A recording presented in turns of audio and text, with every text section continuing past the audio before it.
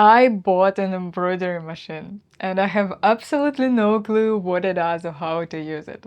Please don't judge me, there was a sale and I simply couldn't resist. Hello everyone! For those of you who are new here, to be honest, you are all new here. My name is Katya. I have recently come back to sewing and this channel is where I sew, overthink absolutely everything, occasionally panic a little and try to turn fabric into something I actually want to wear outside the house.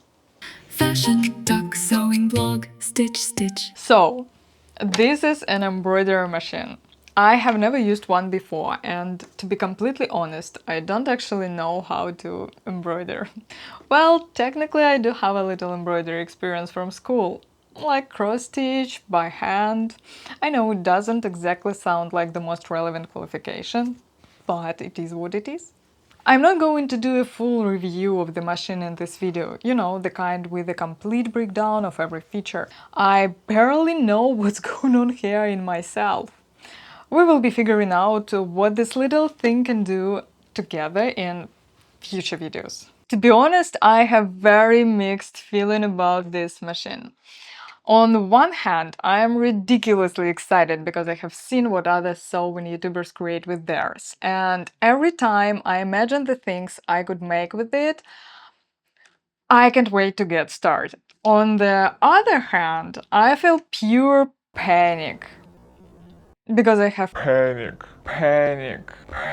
because I have absolutely no idea how any of this works. Right now, the embroidery machine looks less like a sewing tool and more like a tiny stitch producing factory. But I have always wanted to add something more personal to my sewing. Things like embroidery, logos, monograms, or custom lettering. So I guess it's time to learn.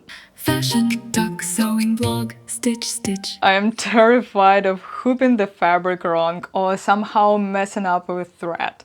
Have you seen how much embroidery thread costs? Every time I look, I am shocked. But more than anything, I am afraid of the manual. I don't always understand manual in my own language, and this one is entirely in English. After flipping through the manual, I decided that for my very first attempt, I wasn't going to use anything I'd be upset about ruining.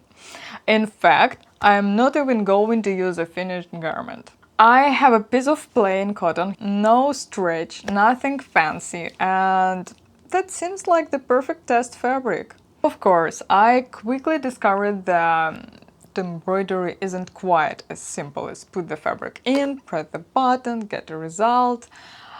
There are nuances. One of those nuances is stabilizer. I'm not going to pretend I know what I'm talking about here. This is my first honest attempt at machine embroidery, and until recently I never even heard the word stabilizer. According to the internet, for plain cotton I need a tear-away stabilizer.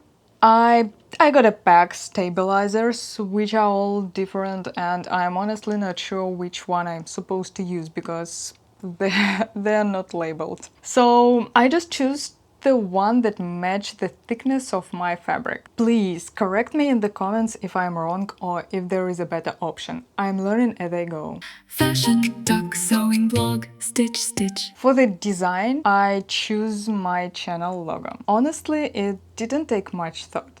For the first attempt, I wanted something quick, not a 40-minute embroidery project. We will save those adventures for later. I am also only using 3 thread colors.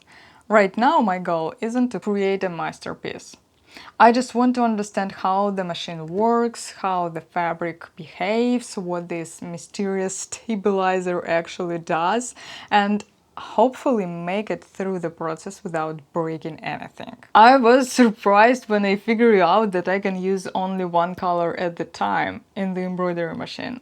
I hope that's actually right, but I'm still not sure. Fashion, tuck, sewing blog, stitch, stitch. Okay guys, nothing really went according to plan. I definitely should have been better prepared.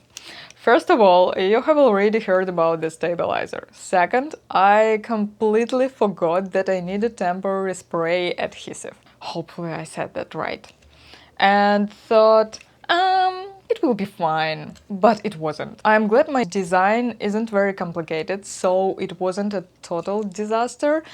But yeah, definitely don't forget the adhesive. Third, I choose red fabric.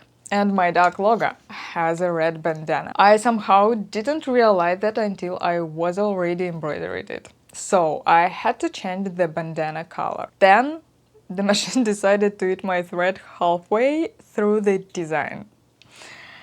Considering everything that went wrong, I'm actually pretty happy with how it turned out. Let me know what you think in the comments, and if you have any tips or advice, I'd be really appreciated. Thank you guys. Fashion duck sewing blog, stitch stitch.